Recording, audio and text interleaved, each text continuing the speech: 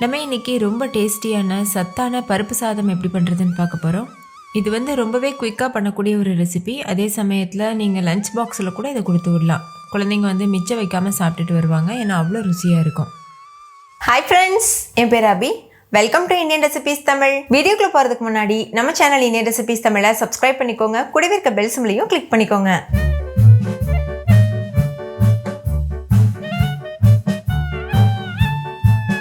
First இந்த recipe பண்ணுறதுக்கு 1 cup அளவுக்கு சாப்பாட்டு அரிசி எடுத்துக்கோங்க. நீங்கள் எந்த அரிசி சாப்பாட்டுக்கு யூஸ் பண்ணுவீங்களோ அந்த அரிசி யூஸ் பண்ணலாம். கூடவே 3/4 கப் அளவுக்கு துவரம்பருப்பு சேர்த்து தண்ணி சேர்த்து 2-3 டைம் நல்லா வாஷ் பண்ணிடுங்க.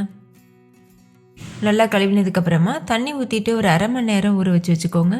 அரிசியும் பருப்பும் ஊற வச்சுட்டு பண்ணும்போது ரொம்பவே டேஸ்டியாக இருக்கும், ஏன்னா நல்லா சாஃப்டாக வெந்து வந்திருக்கும்.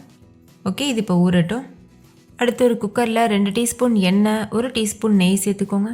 நான் தேங்காய் எண்ணெய் யூஸ் பண்ணியிருக்கேன். நீங்கள் நார்மலாக யூஸ் பண்ணக்கூடிய குக்கிங் ஆயில் யூஸ் பண்ணிக்கலாம்.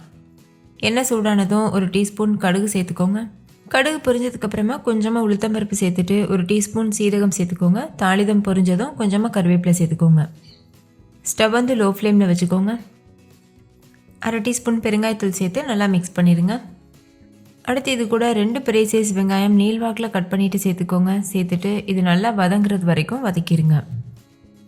கூடவே 2-3 வரமிளகாய், 2-3 பச்சை மிளகாய் இதை கட் பண்ணிவிட்டு சேர்த்துக்கோங்க.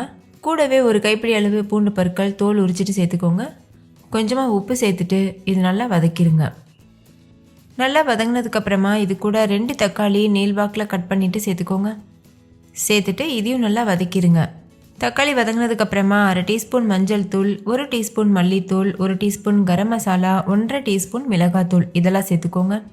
சேர்த்துட்டு மசாலா பச்சை வாசனை போகிற வரைக்கும் நல்லா வதக்கிடுங்க.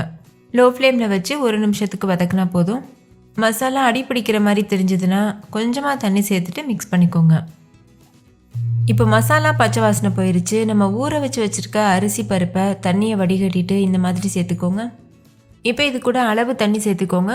1 கப் அரிசி, அதுக்கப்புறம் 3/4 கப் பருப்பு எடுத்துருக்கோம்ல, அதுக்கு 4 கப் அளவுக்கு தண்ணி கரெக்டாக இருக்கும். சேர்த்துட்டு நல்லா மிக்ஸ் பண்ணிவிட்டு உப்பு தேவைப்பட்டதுன்னா சேர்த்து மிக்ஸ் பண்ணிக்கோங்க. ஃபைனலாக இதில் கொஞ்சமாக கொத்தமல்லி எல்லாம் தூவிக்கோங்க.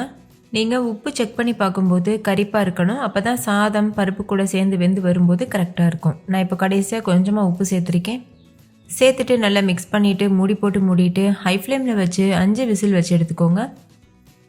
5 விசில் வந்ததுக்கப்புறமா ஸ்டவ் ஆஃப் பண்ணிவிட்டு அப்படியே வச்சுடுங்க. ப்ரெஷர் தானாக ரிலீஸ் ஆகட்டும். ப்ரெஷர் ரிலீஸ் ஆனதுக்கப்புறமா குக்கர் மூடி ஓப்பன் பண்ணி பாருங்கள். இப்போது அரிசி பருப்பு சாதம் சூப்பராக தயாரிச்சு. ஃபைனலாக இதில் கொஞ்சமாக கொத்தமல்லி எல்லாம் தூவிட்டு மிக்ஸ் பண்ணிவிட்டு சர்வ் பண்ணிடலாம். இது ரொம்ப டேஸ்டியாக இருக்கும். இது கூட எந்த விதமான பொரியல், வறுவல் எல்லாமே பக்காவான காம்பினேஷனாக இருக்கும். சிம்பிளாக நீங்கள் அப்பளம் வறுத்து கூட சர்வ் பண்ணலாம். ஓகே ஃப்ரெண்ட்ஸ், இந்த வீடியோ எல்லாருக்கும் ரொம்ப பிடிச்சிருக்கும்னு நம்புகிறேன். பிடிச்சிருந்தா லைக் பண்ணுங்கள், உங்கள் ஃப்ரெண்ட்ஸ் கூடவும் ஷேர் பண்ணுங்கள். நீங்களும் உங்கள் வீட்டில் செஞ்சு பார்த்துட்டு டேஸ்ட் எப்படி இருந்ததுன்னு கமெண்ட்டில் சொல்லுங்கள். தேங்க்யூ, பாய்.